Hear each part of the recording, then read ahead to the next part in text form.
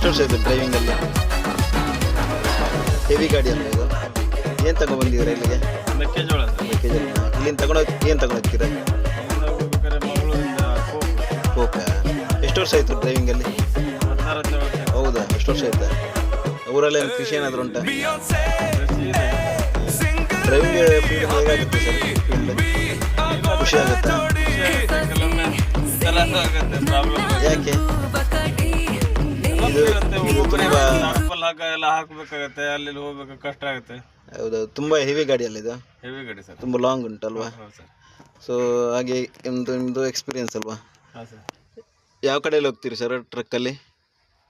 ಟ್ರಕ್ಕಲ್ಲಿ loading order ಎಲ್ಲ ಬರುತ್ತೆ ಅಲ್ಲಿ. ಅಲ್ಲ, ಈ ಕಡೆ ಮಾತ್ರ ಬರ್ತೀರಾ? ಕೇರಳ ಅಥವಾ ನಾರ್ತ್ ಇಂಡಿಯಾ ಎಲ್ಲ ಹೋಗ್ತೀರಾ? ಹಂಗೆ ಕೇರಳ ಹೋಗೋದು ಕಮ್ಮಿ, ಆಂಧ್ರ ಎಲ್ಲ ಹೋಗುತ್ತೆ. ಆಂಧ್ರ ಹೋಗ್ತೀರಾ? ಹಾಂ. ಅಂದರೆ ನೀವೇ ಒಬ್ಬರೇ ಡ್ರೈವಿಂಗ್ ಮಾಡ್ಕೊ ಹೋಗೋದು? ಒಬ್ಬರೇ ಸರ್. ಬೋರ್ ಆಗಲ್ವಾ?